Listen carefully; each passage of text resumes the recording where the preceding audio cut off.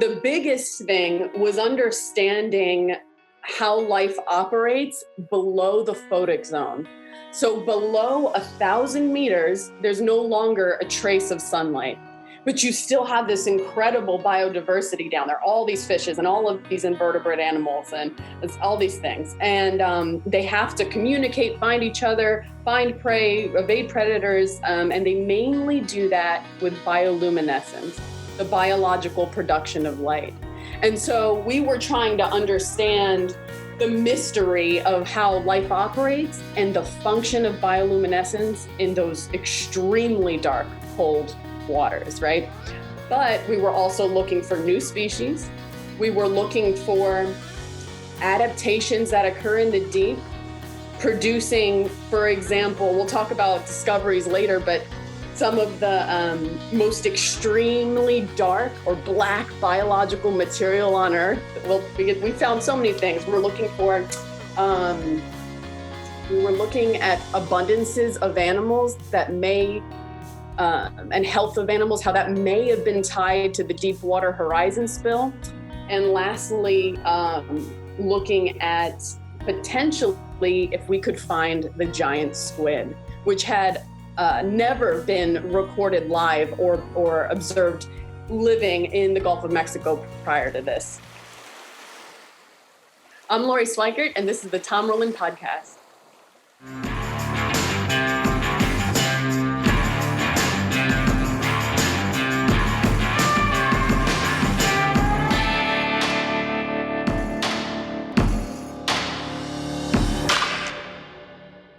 Hey, everybody. Welcome to the podcast today. One of our most popular guests ever was Dr. Lorian Schweikert. She told us about fish vision. She's done a tremendous amount of research on the way fish see.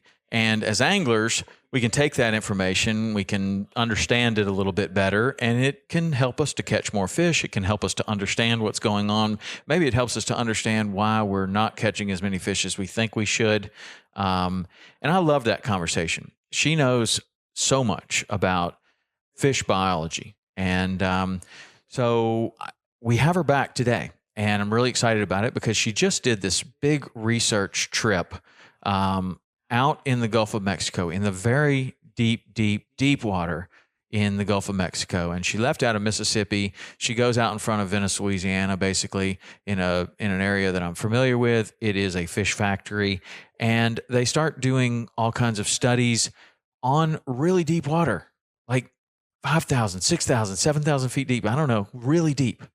And one of the things that was uncovered was the second giant squid sighting on video. We've got video of one off of the coast of Japan, and this expedition has number two. And it's number one with an ROV, a remote operated vehicle called the Medusa. And she tells us all about the giant squid, what we know about the giant squid. And unfortunately, there's way more that we don't know about the giant squid. Not many have been seen. Only a couple seen ever in the deep part of the ocean. And there's history, throughout Moby Dick, throughout all kinds of literature about the giant squid, but it's just a mystery. But it's not a mystery like something like Bigfoot, where there's tons of sightings, there's tons of history and legend, and people swear that they've seen one, but we really don't have conclusive evidence. And we do have that for the giant squid. And so we talk about the difference there and what that means, and what the future of study for the giant squid might look like. And it's just a very interesting conversation. It goes into all different kinds of stuff that they studied and learned on that ship. So I hope you're going to enjoy this conversation with Dr. Lorian Schweikert. And here we go. All right, Lori, welcome back. How are you? I'm doing well. I'm glad to be back. Yeah, well, you've had some changes in your life. Congratulations on your new son. Thank you. Yeah, my son was born, John. And I've got a new position, a professorship at the University of North Carolina, Wilmington. So just a lot of change since the last time we spoke, a lot of good things. Yeah, well, that's great. And you had a baby during COVID. What was that like? Did you? I was obviously in the hospital, I guess. You went to the hospital? Yes. So he was born in April, and this was the time where COVID was really peaking, and some hospitals across the country were making decisions to only allow birth mothers in and not the partners. It was a really scary time, and but luckily it worked out, and my husband got to be there for the birth of my son. That's good. And it has been fantastic. It has been life-changing. Yeah. Well, those are three of the most important days in my life were being there for the birth of my children. So that's good. That's good. That's awesome. Yeah. I've got three. Mine are a little older than yours though. I've got a 23, a 21, and a 17. So we're a little bit ahead, but I do remember those days very well. Wish us luck. Wish us luck. We're teething. We're cutting molars. It's rough. So with that, you've still been able to do some trips, like not just trips, but like scientific excursions. You were telling me about your recent Gulf of Mexico trip, because I'm super interested in this because first of all, I want to know what you were doing out there. Why don't you tell us about what you were doing on this latest excursion that you went on? Yeah. So I got the incredible opportunity to go on a research expedition into the Gulf of Mexico. And, people can study marine biology their whole lives and only get an opportunity to do this maybe once or twice or maybe never. So kind of won the golden ticket and got to go out onto a research vessel into the Gulf of Mexico to study life in the deep sea, to ask questions about the deepest waters of the Gulf of Mexico that we don't already know. And so where does that leave out of? So it was Gulfport, Mississippi. Okay. So I drove from South Florida all the way to Gulfport. And then there was the port there. And we went out on a 135-foot research vessel, steaming out past all the oil rigs, the oil fields, which was absolutely amazing, something I'd never seen. And steaming out just about 100 miles, 200 miles south of New Orleans is about the research area. Okay. Well, we fished there quite a bit. That's in range of all the guys in Venice, Louisiana, the sport fish fleet there. They'll go 100, 150. I mean, I'm sure some people are going 200 miles out there. So look, somewhat familiar with that area, and what you find there might scare me because I have been there. I want to know what lives there deep down there. Oh my God. I want to go back just purely as an angler because I saw things, right? Miles and miles of sargassum floats, baby triple tail, huge triple tail. I mean, and I'm there doing the science and I see all these big pelagics come by, and it was amazing. So I understand why people go out there to do that. Right? Oh, it's incredible. I mean, that is the fish factory. The Mississippi River flows right in there and hits the Gulf of Mexico, and it creates an incredible inshore fish factory, one like I've never seen before. I mean, the amount of redfish and sea trout there is just unbelievable. And then as you go offshore, it doesn't disappoint there either. Like the tuna, the marlin, the swordfish, it's all happening. It's really good up there. That's cool. And I got to hear some of those fishing stories from the crew on the ship, the captain and crew. They're just the salt of the earth gentlemen who had lived there in coastal Louisiana and Mississippi their whole lives and had so many great fishing stories to tell. But so I got to go out on this research vessel, and it was one of a science party of 12 marine biologists, really representing some of the most kind of elite marine biologists on the planet, studying all different aspects of what might be going on in the deepest waters of the Gulf of Mexico. This was funded by NOAA. And the point, it was very exploratory. We had a couple of ideas of what we might find. Yeah, that's what I was going to ask you. Like, what were their objectives? Let's talk about those ideas, the couple of ideas that you thought you might find as you're leaving the dock, because there's got to be some sort of kind of objective in taking 12 marine biologists out there. Like what were those couple of things that you were hoping to find, or that the team was hoping to find?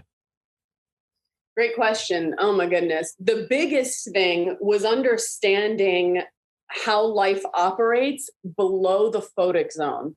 So below 1,000 meters, there's no longer a trace of sunlight, but you still have this incredible biodiversity down there, all these fishes and all of these invertebrate animals and all these things. And they have to communicate, find each other, find prey, evade predators. And they mainly do that with bioluminescence, the biological production of light. And so we were trying to understand the mystery of how life operates and the function of bioluminescence in those extremely dark, cold waters, right? Mm-hmm. But we were also looking for new species. We were looking for adaptations that occur in the deep, producing, for example, we'll talk about discoveries later, but some of the most extremely dark or black biological material on Earth. Well, we found so many things. We were looking at abundances of animals that may, and health of animals, how that may have been tied to the Deepwater Horizon spill. And lastly, looking at potentially if we could find the giant squid, which had never been recorded live or observed living in the Gulf of Mexico prior to this trip. So it was incredible, and it was incredible trip. So when you see all these reports of giant squid, where are those coming from? Where is it something that has been documented lots of times before? Okay, so we think about the giant squid being one of the most unbelievable animals on Earth. And they have been documented from washing up ashore dead, mm-hmm. right? And then we'll mm-hmm. find their bodies, or we'll find limbs, or so forth. But only one other time in history have we observed them in their living behavior, and that was in waters off of Japan. Okay. I believe from a manned submarine that was on the hunt for these animals, and did observe one and videoed it for a short time. But mainly we only knew it existed from washing up ashore. Yeah, man, that is a crazy species. I want to talk to you a lot more about that, but let's just kind of walk through the trip, because it sounds like, you're going out with these objectives. You're going to go 200 miles out, and like how does the trip kind of unfold? It's a good question, right? So the science leader, who has a ton of responsibility on his shoulders, who was Dr. Johnsen of Duke University, he gets us all together. He assigns us our berthing, which at the time I was just a postdoc. I wasn't yet a professor. So I got put down in the belly of the ship right by the engine, which was great. Thanks, Sanka. But yeah, we all get assigned our berthing. We learn the safety protocols, or hear the spiel from the captain. You meet the chef in the galley, and you want to make friends with him, because be nice to him. He determines your fate the rest of the trip. And then the science begins, and everyone talks about their objectives, gets their equipment out, and it's time to steam to the different locations where we need to start collecting data. Okay. And then, what about the equipment that you're using as you have a lot of different objectives there? I would assume that there's a big array of equipment there. Some maybe you were familiar with, maybe some new stuff. What were these people prepared with? Okay, some of the small stuff you would expect are like benchtop microscopes, and all kinds of things like that. But there were 3 major methods employed on the ship. Because if you think about how vast the deep sea is, and actually what we call biomass, or the abundance of animals, the amount of life down there, it's not very dense per unit area. It's a huge area. And so it's hard to explore that, right? Because it's hard to know where the animals are. It's hard to get down there in a safe way and collect data. And so we needed to employ 3 pretty amazing pieces of technology. The first was an ROV, a remotely operated vehicle, an unmanned submarine. Mm-hmm. It's tethered to the ship. It gets deployed and goes down thousands of meters. There's approximately 3 feet in a meter. So you can imagine these incredible depths. And we motor around with that instrument, taking video, looking for life. And it actually has a suction arms, and we can capture these deep sea animals and return them to the surface. That's the first technology. The second was a giant tucker trawl net, about a 12 by 12 foot net on a winch of metal cable that we deploy into the ocean. Again, I think the max depth we did there was about 1,500 meters. And we tow that for hours at a time, and then bring the net up, and it is funneled, a 12-foot span net, and it might be a little larger than that. I don't actually have the dimensions on me, but it funnels all the life into a little tube at the end. So now we have captured animals by sampling the water. And the very last technology, which I'll expand on more when we talk about the giant squid, but it was developed by Dr. Edith Witter, and Dr. Nathan Robinson, and they deployed this thing called the Medusa, which is kind of the newest technology for this kind of research. And it's remotely deployed. So we dropped off this insanely expensive piece of equipment and steamed away, believing that the buoy with the transponder would stay attached to it. And it is kind of silently and remotely sensing, videoing the surrounding life. And it's actually, we put in a lure to try to bring in animals to that silent instrument. And it changed everything. Why we have seen this. What does the lure look like? What kind of lure? Good question, right? So this is the deal. So the lure of the Medusa, which I want you to picture as a box, a frame that has a camera on it, a low light camera, and a lure. And what the lure is essentially a ring of lights that glow in succession over and over and over. I want you to imagine just the dots of light going around a wreath over and over and over. Right. And what this is a mimic of what a naturally occurring bioluminescence behavior is. There are jellyfish, I think the North American jellyfish, that when attacked does this glowing in a circle, okay, in nature. And the reason it starts to glow when it gets attacked is it's because it's trying to tell bigger predators from far away, hey, I'm getting eaten. Come over here and eat the thing that's eating me. Okay. It's called a burglar alarm. So Dr. Edith Witter, who's had all these incredible experiences, one of the first and most amazing women oceanographers, she has seen this phenomenon in nature. And she had the idea, what if I put a lure that looks like a jellyfish being attacked to the Medusa and send it down thousands of meters? What's going to happen? Well, we had a very large predator come to that lure thinking there was a fish or something, a tasty snack in the area. And it changed everything. What was the very large predator? The giant squid. That was it? That's what brought it in? That was it.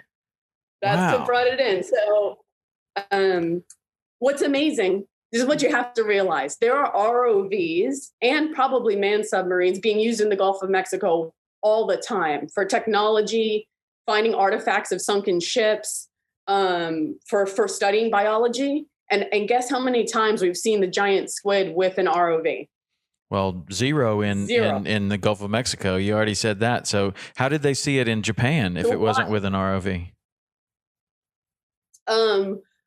In Japan, they came across this animal, and I don't know exactly how they got it to kind of stay in the frame. I have to look into that more. There's video on YouTube that's amazing.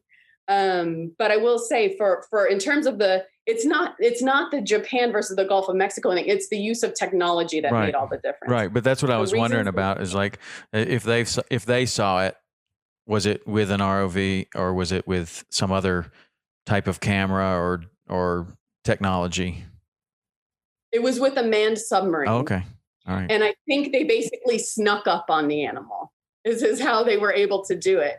And this was the problem with using ROVs for looking for giant squid in the Gulf of Mexico. They're loud. They have a lot of lights on them. And so despite that, there's been probably thousands of deployments looking all around. the squids are smart and they're fast and they have big eyes. And so they've never let us get into their view. They just zoomed off. But within like the third deployment of this new technology that was silent and looked natural, we were able to see the giant squid. So it was brilliant. That's cool. So how is it silent? Like what new technology, like these things were loud and now this one's silent? What changed there? So the ROV has motors on it and propellers and these bright lights, and it's motoring around down there. So you have the buzz of all of that. Right. Whereas the Medusa, it's just passively floating. Oh, and you're pulling it with the boat, with the main ship. The Medusa was remotely deployed, so it's just floating with the buoy. Oh, okay. So it's totally silent. So it's totally silent. So that could be one factor, but it seems like if that was the factor, you guys would have seen lots of giant squid on this trip, right? So you saw some. What do you think? Why is it that we don't see them? I mean, besides the fact that what you just covered is, the technology that we're using is loud. It's kind of probably super cumbersome for this type of thing. The squids are real fast, all of that stuff. But it seems like there'd be something else too. Like we're obviously not doing something right. Like if you go out there and, take for example, the early days of permit fishing, you would see them, but almost nobody was catching them. And then somebody figures out like, okay, well, we have to do it this way. And then it becomes something that is happening regularly. Or early days of bone fishing where a fly was developed. And now it's like, we were trying to fish them on the surface. Now we fish them on the bottom and you start catching them. So hopefully scientists will kind of figure out like what it is about the giant squid. And of course you got to see a couple and then you see maybe a couple more. But in your opinion, what do you think the big challenging factor of finding these animals is? Or do we even know? That's such a great line of thinking. It's a great question. Beyond the fact that we've been using loud, cumbersome things to try to find them, I think the biggest thing is that they're not surface-dwelling animals, as far as we know. They live in the deep sea and they thrive in the deep sea. And the fact that maybe they're not surfacing very often is we just wouldn't get the opportunity to know where they are or how they even exist. And so, but they have been seen in the historical past. You've seen these reports from fishermen saying there be monsters out there, or mermaids or whatever. I'm sure they've been seen in nature. The Kraken, like taming the Kraken, isn't that like in all the old like Moby Dick and all of that? Isn't that? And they were talking about the Kraken and it would take ships down. And I mean, when you hear a legend like that sticks around, it's like there's got to be something to it. Like. And then you hear about like sperm whales and they have the scars on their that obviously look just like a giant squid. Like is there something to that? Like are they really attacking those large animals and maybe they go up and breach or something and fishermen see this and like I don't know. I mean, there's got to be something to it. It goes through history. I mean, you could say the same thing about Bigfoot, I guess. Like people have said they've seen Bigfoot-like creatures, but nobody's ever caught one, right? So is there really something to it, or is it just this legend? I think there's something to it. I think that's exactly it. A paper came out just after our trip from one in the science party, Dr. Heather Bracken-Grissom and her colleagues, that looking at sharks, and I don't remember what species of shark, but had the marks of suckers or some kind of indication that it had been attacked by large squids, very, very likely the giant squid. And so can you even imagine about what these size predators they're taking down? The giant squid gets up to 60 feet in length. So they're a massive animal. And so I suspect maybe in times past, you think about how lucky you'd have to get. Someone has seen a giant squid wrapped around some prey. Poor prey. Well, I mean, we say, how lucky you would get. I mean, people made their living on the ocean and they would be gone for years at a time. They would just be out there exploring or fishing. And that's just where they were on the ocean way more than they were in land. They'd go sell their catch or whatever and get right back out. And I'm sure people are doing that today. But I don't know. It just, the giant squid is interesting because it's almost like one of these things that's like, it's almost like Bigfoot. Like there's this mythical creature, but now we have like a couple of real pieces of evidence, like what you just collected, what they collected off of Japan, and then these long tentacles and pieces of these squids that show up on a beach somewhere. And so you're like, well, it looks like it's from a squid. That like this is obviously real. We're not finding like Bigfoot's arm. Like we haven't found that. Like that's what separates this, mythical kind of legendary creature from something else that may or may not exist, but still captures people's imagination just the same. Exactly, right. So we have empirical evidence that this animal does exist. It has a profound impact on the ecology of that system. And we have so much to learn from that animal. If you look on YouTube, you'll see the video from Japan. And it was this giant squid was kind of, I've seen the video once, sitting there in the water column and in all its glory and just kind of hanging out for a while. And then it goes away passively. Because we deployed this lure, we got the first video of a giant squid going through an attack sequence. So what happens in the video is it's darkness and you see in front of you the lure going over and over. And all of a sudden you see this bunch of arms, they're pressed together into a single limb, coming like a serpent, like from the side and Wow. towards the lure. And the animal goes away and comes back in, very cautious, very smart animal. And all of a sudden, when it decides it gets brave enough to attack, the arms of this animal open up. And open up and encapsulate the lure because it's trying to, again, catch a potential animal that's feeding on that jellyfish, right? That lure. Yeah. And once it realizes that it there's no animal there, retreats. It sucks those arms together and explodes out of frame.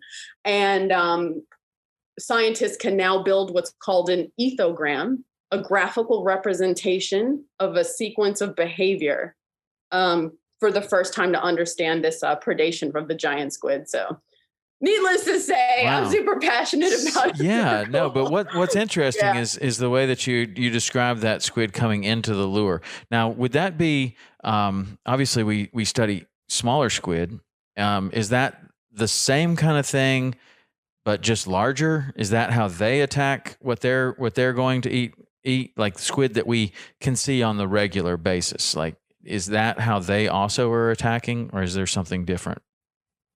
That's a great question. And I don't know the specifics of that. And so I wouldn't want to say wrong. But what I can say is that the broad anatomy of a small squid versus giant squid is the same. And what that means is that if you think about a squid you use for bait, because that's the first time I was ever exposed to a squid, there's two tentacles, and the tentacles are used for reproduction. Then you have the arms, which are shorter, and that's what makes up all those extensions from the bottom of them. And if you peel those back, you find their mouth and a very powerful beak. They have a beak, and that is the area where they're attacking prey. So that gross anatomy is conserved between the smaller prey and the larger prey. Yeah. Whether they do that kind of serpentine stalking, I'm not really sure. That's super cool. So just so I'm clear and understand what we know and what we don't know.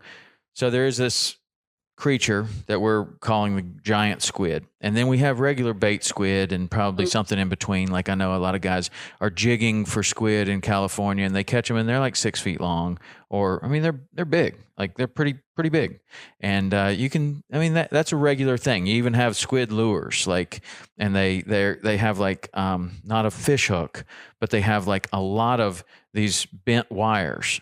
And you jig it up and down, and the squid comes and attacks it, and they catch them. They catch really pretty big ones. I mean, I would call it a giant squid. Like it's a giant compared to the bait squid. But as far as like what you're referring to as a giant squid and what we're talking about with, let's just say bait squid, is that a different, do we think that's a different species? Like, you know, it, you know what I'm saying? Like, is a giant squid just a large version of these, or is it a completely different species? And I know we only know so much about them, but what's kind of the scientific thought on that?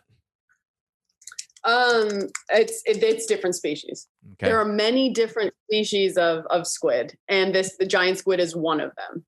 Yeah. Yeah, and so that would be the biggest one. That's cool. So how much time or what was the scene like when this is happening? First of all, are you like you're exploring a part of the ocean that receives no sunlight, so it doesn't seem to make any difference whether you're doing this at night or day or whatever. So what are your research hours? It's 24-hour operations. Okay. I'm just looking at the depth here that we did see the squid. So we actually saw the squid at about 600 meters depth. So there is light there, but very little. Mm-hmm. Because we were sampling a comparison between absolutely no light and then up into the water column where there is. Because good science, you got to have these comparisons to know what's true. And so 24-hour operations, absolutely brutal sleep schedules, but you collect a ton of data. And basically the trawling nets were going all day. Excuse me. The ROV was going all day, tethered to the ship. Then we pull that in and the net was going all night. And the Medusa was remotely deployed, floating by the ship. And it was no joke. We'd have to pull in the Medusa. You think 600 meters of rope by hand? Brutal. We're pulling that in. And then you're pulling that in by hand, not on a crane or a winch, or it was an insanely small winch that helped us mainly just not drop the instrument to the bottom of the ocean once we unhooked the buoy. But the Medusa we pulled in by hand. It was on on a rope system, and it wasn't something that can be winched. Whereas the nets was on a huge metal winch. Gotcha. You can imagine again. So it was 24-hour operations. And let me kind of set the scene for you. Remember, the Medusa was remotely picking up the squid, and we didn't know. And then a day later, we pick up the instrument, and that instrument, the video is now being processed by the science party. Dr. Nathan Robinson was actually sitting there, probably very bored, watching tens of hours of video. And this is during the day. So the ROV was being deployed, and I was in what is a shipping container at the front of the research vessel that has 6 monitors, and we're watching down in the deep, telling the pilots of the ROV where to steer the ROV. And so inside the ship, Nathan Robinson sees the squid, tells Dr. Edith Witter. Pandemonium begins among the science party. We hear it over the radio. So now we're dealing with the ROV. So we have serious science, expensive equipment down there. We can't go in and celebrate with the team. So we're continuing. And in the moments after we hear that the giant squid was seen, the ship was struck by lightning. We were in bad seas out there. Now, let me just kind of set the scene for you. We knew it was rough seas, and we were in the shipping container. You can imagine this is a bit nauseating, but you just power through. And we hear lightning like you've never heard before. I don't know if it was because I was in the shipping container or if it just seems like that would be a pretty loud place inside of a metal shipping container. I was, and one of the pilots was leaning against the metal shipping container, and he jolted a second. He was just he felt it, the tingling of the electricity passing through the ship.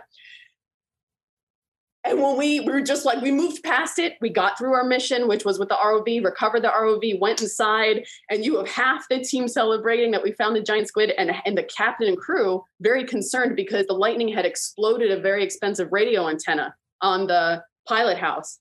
And luckily we still had comms and we could talk to shore, but the captain said of his decade career out on the sea, he'd only been struck by lightning twice, and that was by far the most damaging, harrowing experience. So anyway, it was amazing. The squid, the lightning, it was really an experience. Wow. What a day. Yeah. That's a day you'll never forget your entire life.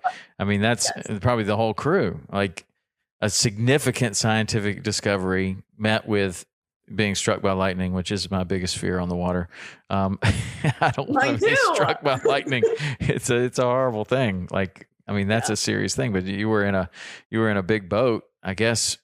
I mean, I don't know. Did anybody else feel it? Only one person felt something? That was the only report I heard. We were all in our quarters, either in the shipping container or in the main house. So no one was outside. Nobody felt sick. There was a water spout and there was like 4-foot seas. It was like terrifying, wow. Right? Yeah. But we were fine. It was a big vessel. So the captain was brilliant. So it was fine. Oh, that's cool. I've had some pretty close calls. My closest call was probably trout fishing, and lightning struck the bank in the Rocky Mountains, and both of my clients almost immediately started throwing up. Like it made them nauseous, and I didn't feel good either. But I don't know what that was all about. If they were scared, or if the electricity being that close to lightning, I don't know what it was. But they both threw up, and I thought that was strange. I hope I never encounter it again, because I don't like lightning. I hate that. I don't like lightning. That's a scary thing, man. Lightning, and then Florida, is the lightning capital of the world, probably second only, probably by a few strikes to where you were. That's a tough area for Absolutely. Storms and lightning and just stuff. It seems like. But what a day, man. What a day. So what about this net? I'm interested in the net that you're pulling around at 4,500 feet or thereabouts, or really deep. What kind of stuff is coming up in this net? Yeah, great question. Slow moving animals, because the squids and the big fish can evade it, because we're pulling it at a very slow speed. You can imagine the drag on a 12 by 12 foot net with extremely fine mesh size, that the pressure that puts on the ship and on the winch system is unbelievable. But you're bringing in all the animals that are kind of doing their thing down in the deep. And this is a really good time for me to bring up and to understand how this net works, something called the dial vertical migration.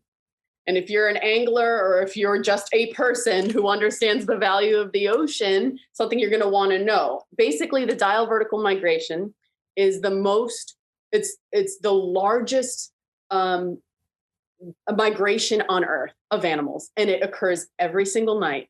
And what's happening is you have all this life in the deep sea of fishes and crustaceans and all kinds of animals.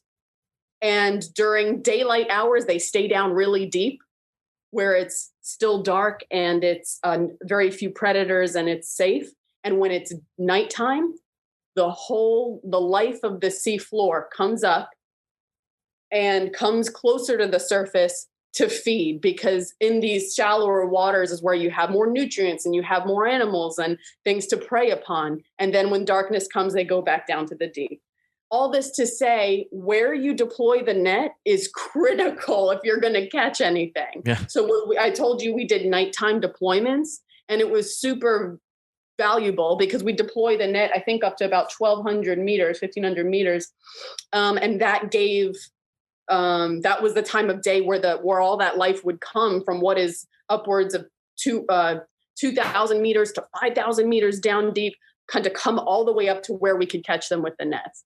And to specifically answer your question, we found gorgeous and giant crustaceans, different species of shrimp so red, like redder than the reddest tomato you've ever seen, shrimp that vomit bioluminescence. We saw dragonfish, these incredible, and anglerfish. If you've seen, I know what that is. I don't know what a dragonfish is. What's a dragonfish?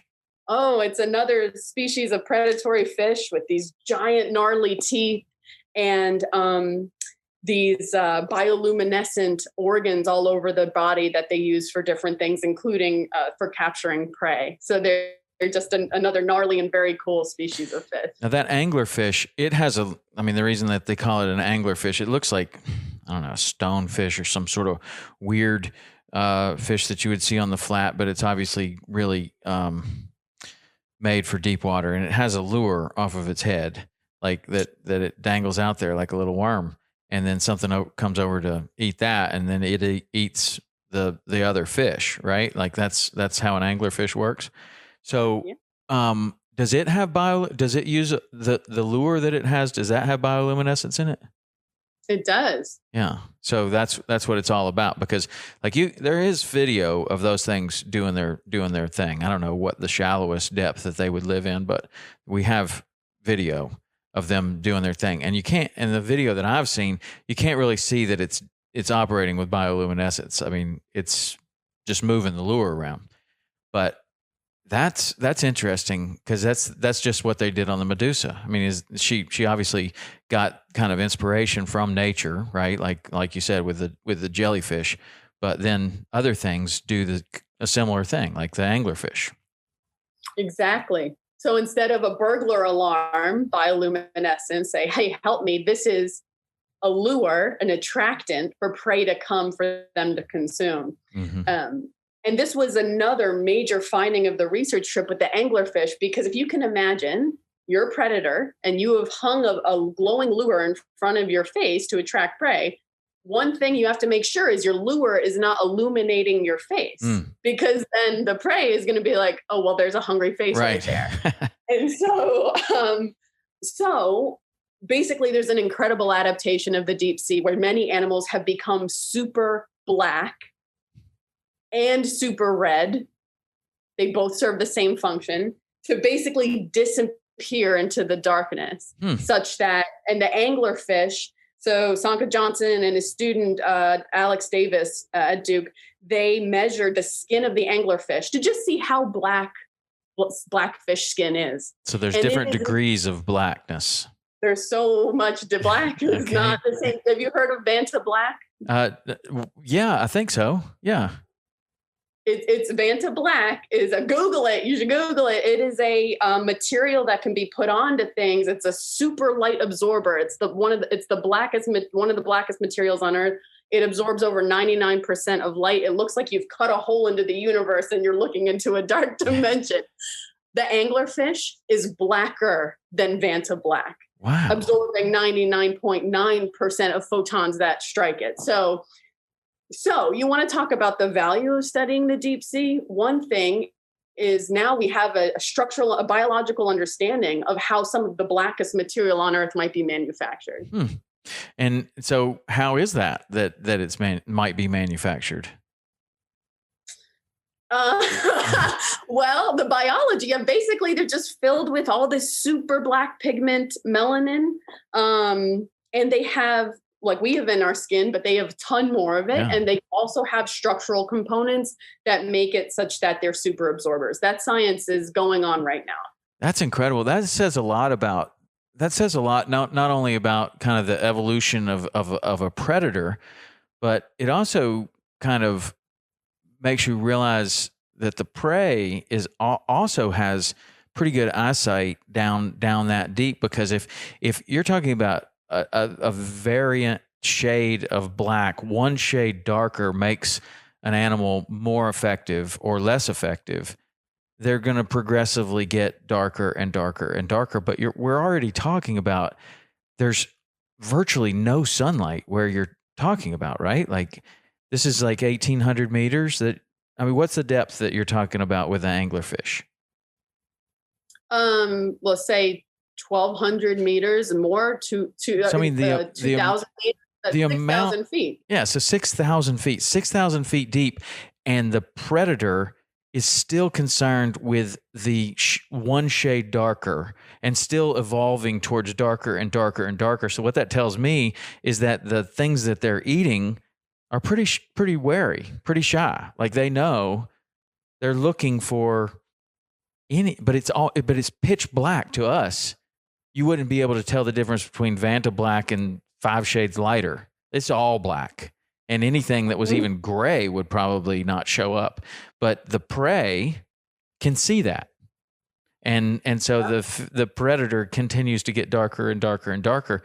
That's fascinating because like last time we talked, we had a fascinating discussion. And if you haven't heard this one, I would strongly recommend that you go back, because you've done a lot of research on how fish see and fish vision through their eyes, but also we talked about fish vision, in quotes, fish vision through their skin, and how they can adapt to the different color that they're surrounding in. And you mentioned a mahi-mahi is one that really did that. As you put it down on the deck, the fish is changing color right in front of your eyes. And some of that is that they get super fired up about eating a bait, but other coloration changes are probably to be a more effective predator. Like right before they go to eat something, they change colors. We always, as an angler, you're like, oh, did you see how fired up he got? But that could be so that it could actually do a better job of eating what it's eating. So when we're talking about this, and are there ever any studies on like the shrimp, the crustaceans, whatever these fish are eating? Have we ever studied their eyesight? Yeah, in fact, that is a major aim of my current research. Just put out one paper on the visual abilities of these shrimp and the deep sea we collected from this mission, and I'm continuing to do this. I mean, you're circling on what makes this system so valuable.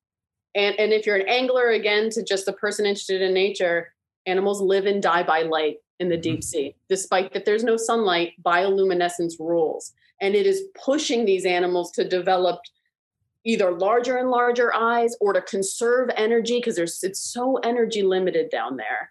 It's not a ton of prey. It's very cold.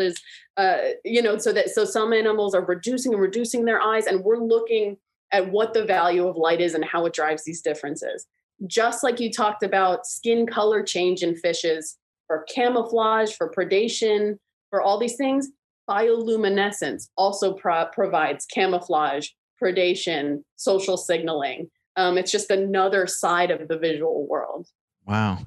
So cool. The bioluminescence is super cool. And especially when we start talking about it at these depths, which virtually only a very, very small percentage of people in the world are ever going to experience something like you did, where you're witnessing bioluminescence at 4,500 feet. I mean, we don't have the technology just on a regular fishing boat. Maybe one day there'll be a deployable camera that you just drop off your boat and it returns back to your boat, and it can show up on your screen. I mean, that seems pretty far off, but 12 years ago, it seemed like a drone was far off, and now every 8-year-old has one and gets it for Christmas. I mean, we could get one of these. I mean, the technology might exist one day to where you can see what's going on down there. But as of today, people like yourself, high-profile science teams with lots of funding behind them, are the only people that are experiencing this. Yet, you see bioluminescence like in a place like Key West Harbor, or you see it in these bays where you swim, and every time you take a stroke, there's bioluminescence. And so I guess tell us about the role of bioluminescence through the entire ocean, not just in these big depths. Like what role do we place on that? Oh my goodness. Bioluminescence, it is critical to ocean life. And we believe that it has evolved 40 times independently or more. What that means is that across all the different strategies that animals can survive in the ocean, that independently over and over and over, they keep coming up with the solution of bioluminescence. 80% of all bioluminescent animals that are living live in the ocean. And we see this from microscopic diatoms, the dinoflagellates, and that's when you're moving your hand through the water and disturbing them, and they begin to glow, all the way to big squids can be bioluminescent, and fishes, and just it's pervasive all over. In fact, in the evenings when you have break in operations, we'd go on the bow and look over of the bow, and as it was cutting through those waters, you just saw this explosion of blue-green light around the ship. And if you've ever gotten to experience, I mean, you said you did. It's amazing. Yeah, it's super cool. And then you also I don't know, you just there are places in the world where you go into these bioluminescent bays and you can swim or wade or walk, and every time you take a step, it just lights up, and so I guess it collects whatever whatever is bioluminescent is collecting in some sort of a little bay, and there's like some big tourist attractions where you go there and swim at night, and that's like a super cool thing to do. But yeah, the bioluminescence is interesting, and when you haven't ever seen it before, it'll take you off guard. But like, you see it in waves and stuff, and it's just like a glowing wave, as you say. It's like disturbing this, and they fire up, or whatever they do, whatever the mechanism is. It glows, and that's pretty cool.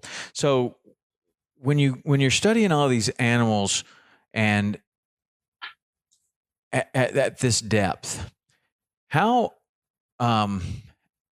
does the swordfish stack up? Like, one thing that I like about the swordfish that I think is really cool is that they can be at that super deep depth, and they can come right to the surface. They can even jump out of the water, and they can go right back down. And I know that there's all different type of biology with the swordfish, and the way that they can do that with their skull, and the way they can deal with pressure and everything. Are there a lot of, I mean, you say the entire ocean comes up basically and goes back down, but some fish don't do well like that, and other fish can do well. Like, how awesome of a predator is the swordfish to be able to do that throughout the entire water column, all the way down to 3 or 4,000 feet. I don't know how deep they even go. Yeah, great point here. So they're amazing, and they have giant eyes relative to their size, right? Mm-hmm. Or billfishes in general have these big, beautiful eyes, and no doubt helps them to see in the surface all the way down to these deeper depths where they're probably visually attacking prey, on top of all the suite of sensory systems they have. Not all animals come up. I did say the ocean because I think about it because it truly is so much of the ocean life is coming up and doing this vertical migration, though some animals don't. But it's funny you bring up billfishes, or the swordfish specifically. That was the second biggest animal that we saw on the Medusa. That one time when it was being recovered at about 200 meters depth, we saw this beautiful billfish come in, circle it a few times, check it out, and peace out, right? Yeah. And it was awesome. That was really cool. But yeah, they're formidable predators, and just one of them that are just so suited to survival in the open ocean. Yeah, they're really cool. I like that. So when you're doing all this research, you mentioned that you mentioned that you would have these breaks, and you'd be looking out off the ship. Did the ship have lights, and are you able to see like fish that we know about, doing their thing out there in the middle of the night or whatever? Yes. So you think about the light surrounding a 135-foot vessel, calling in the life of the ocean. I'd go out at night, and we would see spinner dolphins and spotted dolphins jumping all next to the ship, and we would see mahi, these dolphin fish, mahi, Mm-hmm. and flying fish going through these incredible battles with flying fish being chased up onto the deck of our ship all the time. We would just pick them up and launch them back into the ocean because we're going to die on the ship deck, right? It was phenomenal. So they were always in the light of the ship. And then during the day operations in breaks, and when I say breaks, it's because we're retrieving one instrument, we're deploying another, we're making decisions to steam to other locations. We would pass sargassum floats, sargassum that would extend for miles and miles, and you would just see live living schools of these dolphin fish. And some of the crew had poles on board, and some mahi were caught. And we would just, and the chef would cook them up. Yeah, that's what I was tacos every night. It was amazing. I mean, you got flying fish jumping up on the deck and mahi chasing them. I mean, it seems like it'd be pretty ripe to get a good one out there. Definitely. And just to see the ecology of it, I would look at the sargassum and see baby triple tail. Mm-hmm. I would see all kinds of larval fish way out there. And you realize that those are little ecosystems that are so critical for our fisheries, both inshore and offshore. Yeah, what can I say? That's one of my favorite things when I have somebody on the boat or my kids or whatever. And a lot of times you'll get sargassum that comes in inshore. Sometimes you're out offshore, but like we were on the sandbar at Valhalla, which is, right off Marathon, and there's lots of sargassum floating by. And so I would just, pick it up and you just start shaking it in your hand. And all of these little tiny shrimp and crabs and little fish and all this stuff. There's this amazing amount of life in a piece of sargassum the size of a coffee cup. And and that has drifted way in, and all that stuff has come with it. I guess some of it decides, probably not a good idea to stay with this patch, and they're going to stay out there, offshore. But it's fascinating, all the different things that you can see in there, and the amount of little shrimp, particularly, that you can see in just a little bit of sargassum. And then you see one of those lines like you're talking about that goes for 50 miles, 100 miles. There's so much biomass in that doesn't, it's no wonder that the fish are there too, because that's where everything is. Mm-hmm. Yeah. Yes. And I just Googled a photo to remind me the baby triple tails, the juvenile triple tails are bright yellow. And why? Because they're probably camouflaged to that bright yellow sargassum so that predatory birds can't pick them out.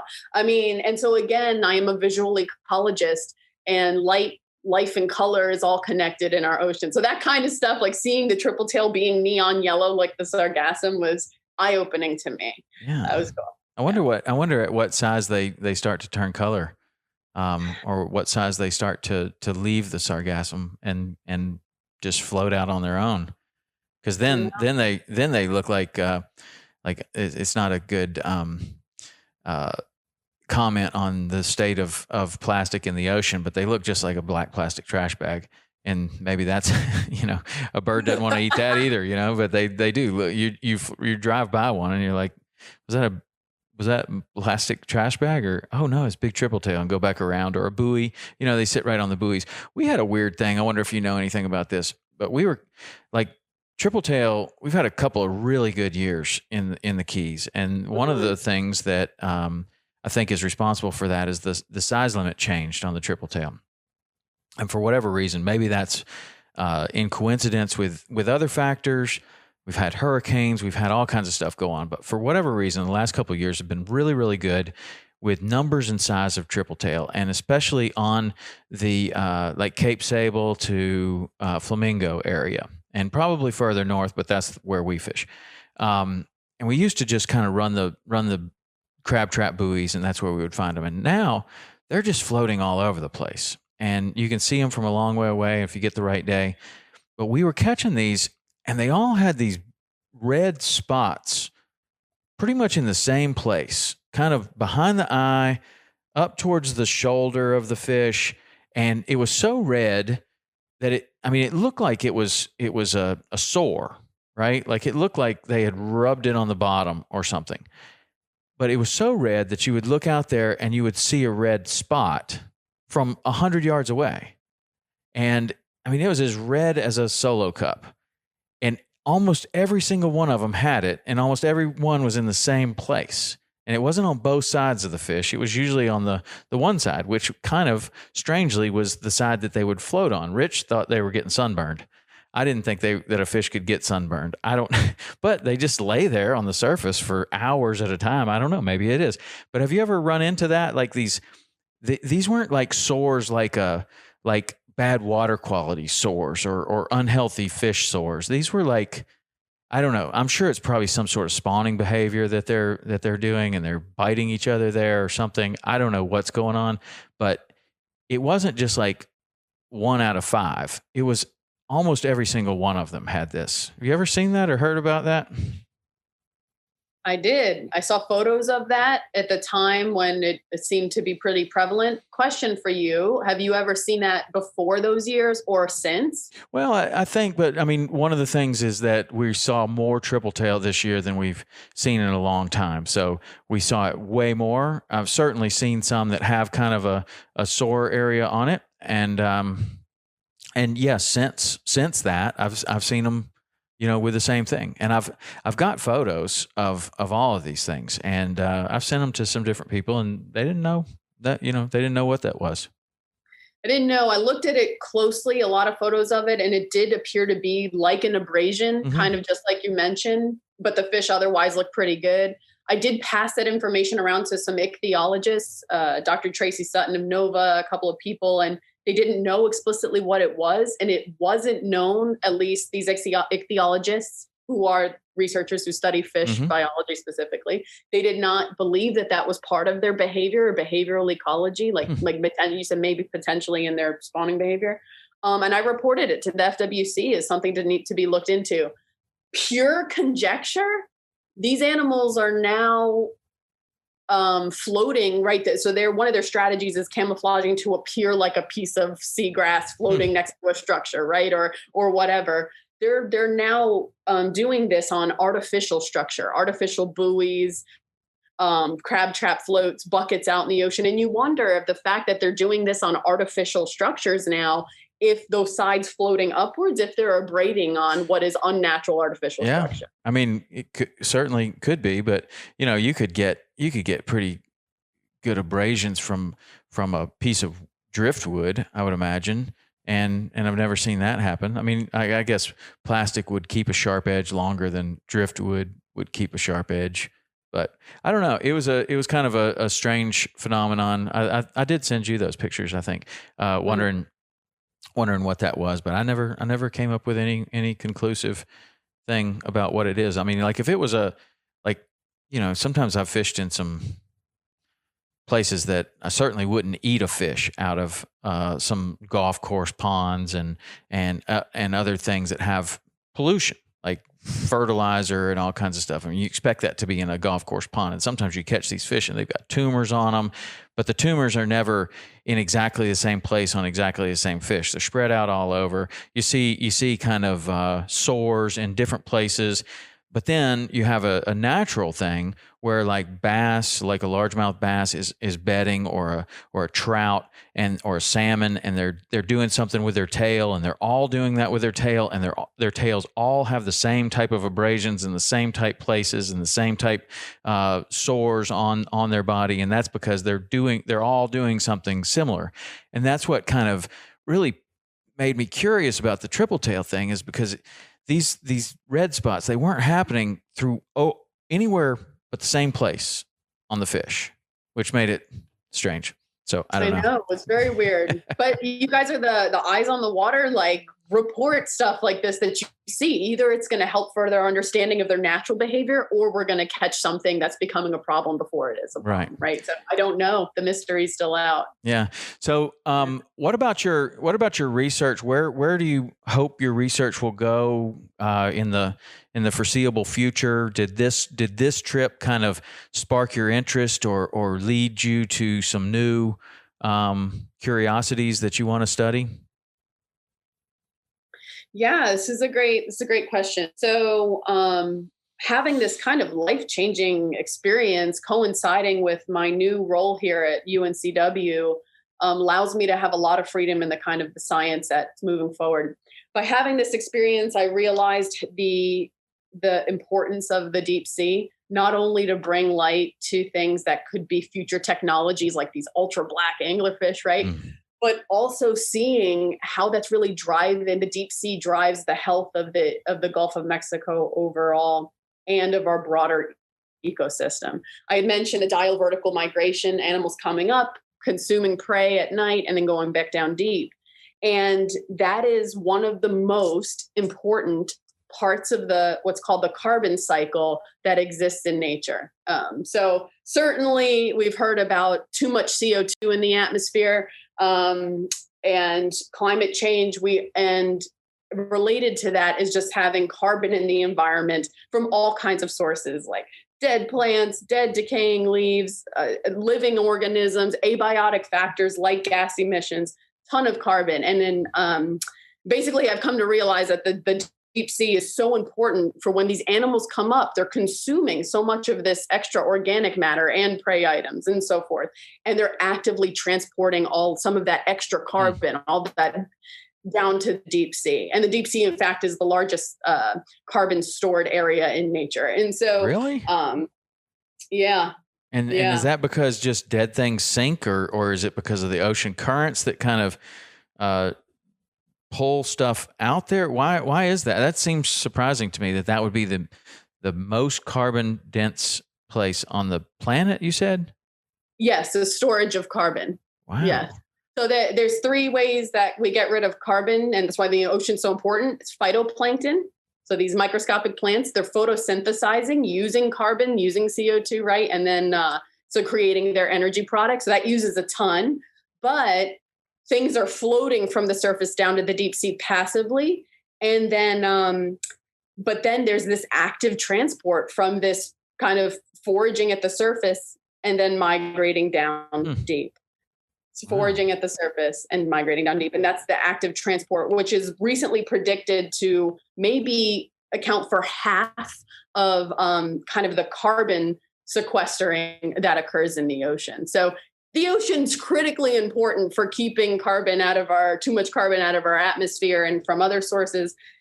So there's not too much nutrients in surface waters. And you know the problems with that, with algal blooms and all of that. And the deep sea is like just a huge part of that. If you want to talk about, and we can certainly talk about that more, but I'm just bringing about like how revelatory this experience was. We also passed the decommissioned Deepwater Horizon platform and the Appomattox, it's called Appomattox, was the new rig that's been built out there. It's one of the largest in the world. And that was, you could see the flame coming off of that oil rig just miles away from where we had seen the giant squid. And basically, I'm just saying is that we have these amazing elusive animals, these super important life intertwined with our energy infrastructure and just realizing just the importance of us considering different strategies of how we can get energy and really just consider ocean conservation and how important that is. That's my public service announcement. But to answer your question, yes, I'm studying the visual abilities of animals in the deep sea and also continuing to study vision in other ocean life. We've gotten mahi-mahi eyes and flying fish eyes from various work, and they're in my lab, and I would love to compare the visual abilities from some of the most colorful fish on the planet and from their predator-prey interaction. So a lot of cool stuff coming down the pipeline. Yeah, that's super cool. So when you moved to your new university, was there some studies that were already going on there that you may add to, or do you have the freedom to kind of do what you want to do?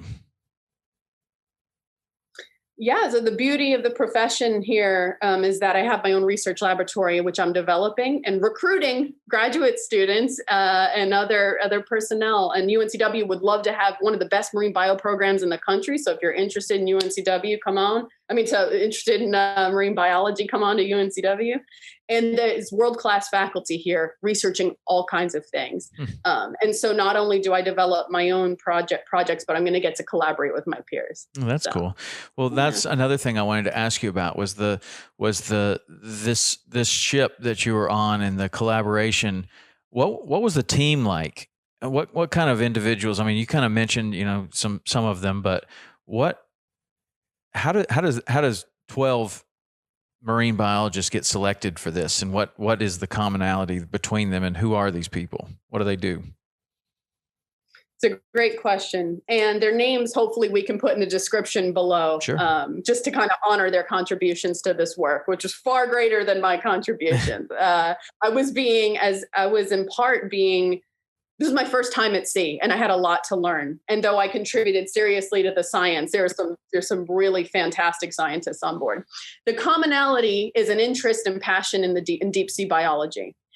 And you were invited to bring a certain expertise. So we had people who were experts in cephalopods, like the squid. So Dr. Heather Judkins, a lot of people from Florida University. She's from USF, for example. Dr. Megan McCall, she's an educator and a science communicator. And so she wasn't doing biological research, but she was writing and helping us author mission logs so we could communicate the importance and our discoveries to the public, right? This is federally funded research and the people deserve to know what's on. So she was critical in that regard. I'm not going to go through the 12 names. I have so much respect for all of them, but ichthyologists, crustacean biologists, deep sea biologists, just phenomenal team of experts here. And particularly Dr. Edith Witter with her passion She devised the Medusa device. And with Nathan Robinson, they deployed it and got that data. She heads up the organization ORCA, Ocean Research Conservation Association, running out of Central Florida, like the Space Coast area. Mm-hmm. And she is like a tour de force for trying to conserve the Indian River Lagoon and these issues of like deep sea conservation. Wow, I'd like to talk to her. She'd be a great guest. TED Talks. She's great. Oh, she's great. She's great. Hook me up. I'd like to have her on the podcast. That'd be great. Especially with the Indian River Lagoon. We did Blair Wiggins is doing some interesting stuff there with clam. Well, they're like trying to grow clams because they've been fished so heavily that they're growing clams and then kind of putting them back out there, millions and millions of them, which should help with the water quality. You would think. I'm sure that it will. But that's an interesting thing. I'm sure she knows a ton about that, as well as lots of other stuff with the Indian River. Indian River's that's a fish factory too, or it should be, and it has been. But anyway, she'd be a great guest. Oh yeah, we got to keep talking about the Indian River Lagoon, and it's a resilient body of water, but it needs our attention. So. Yeah, for sure. Yeah. So what's next for you right now? Oh man, well, I got a 10-month-old who's teething, and let me ask you this: we're so isolated. Did you sleep better at home, or did you get less sleep at home with a very small newborn, or did you get less sleep sleeping next to the engine in the berth of the ship? That is the best question I have been asked in like the foreseeable past. I think about this all the time. I got pregnant very shortly after the cruise. And I thought to myself, oh, I slept 3 hours a day on the ship. I'm cool. I got this. Yeah. Well, truth be told that, when you're a mom, when you first have a newborn, you get 3 hours a day broken up in 15-minute increments. Plus the train wreck of trauma that is actually birthing a child and the hormone tidal wave that happens after. You make it sound so appealing. It was the most profound experience of my life. It makes this expedition seem like nothing. And it has brought more meaning to my life than anything I could have ever imagined. And that says something because I've had some incredible experiences. But birth moms there's so many ways to become a mother. It's not just through birth, but they are the real heroes. Okay, so no doubt about it. Way more sleep on the ship. That's the answer to that question. Way more sleep on the ship next to the engine with the muffler problems. Like it still was tranquil and peaceful compared to raising a child. That says a lot. But that was the biggest. I don't know if there's a biggest challenge to parenting, but.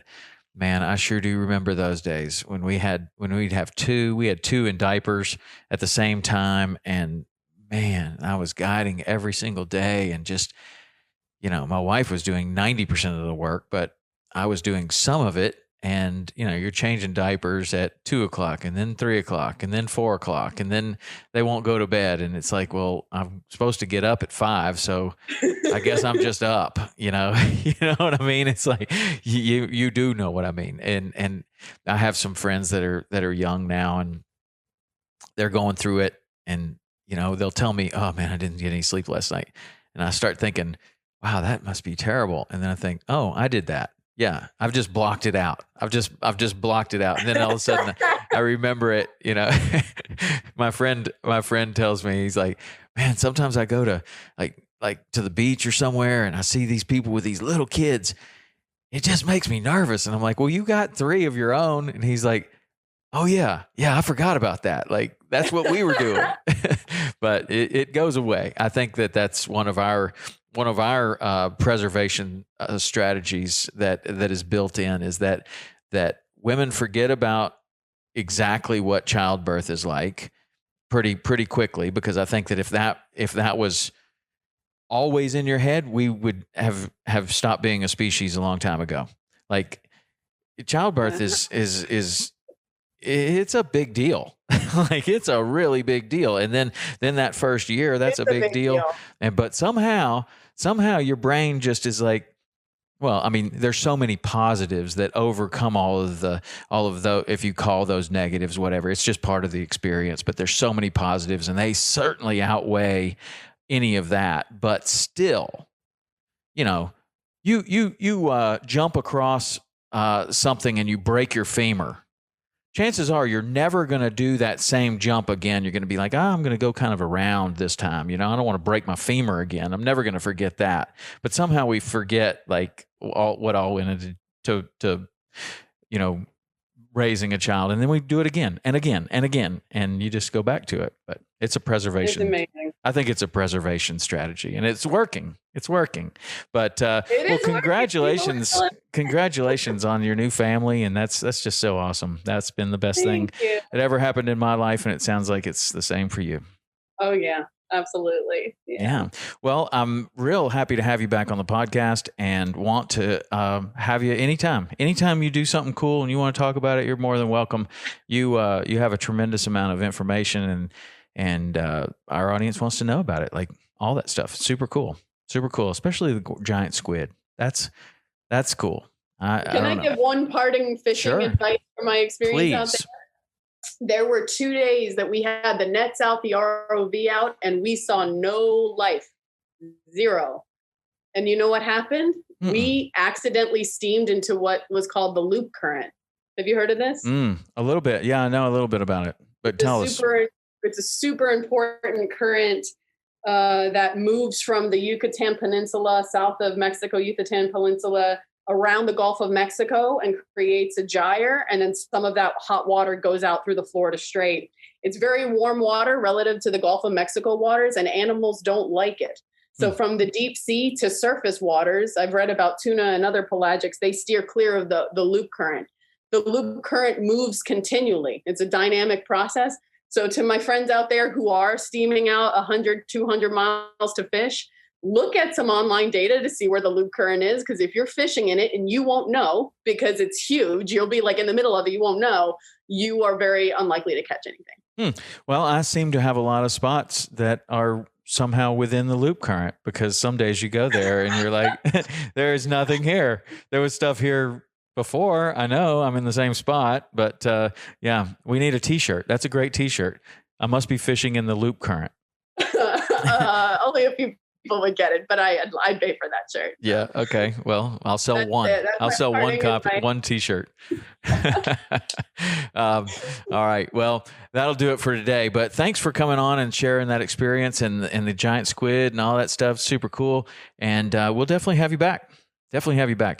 Congratulations on your family, but also this new position. That's great.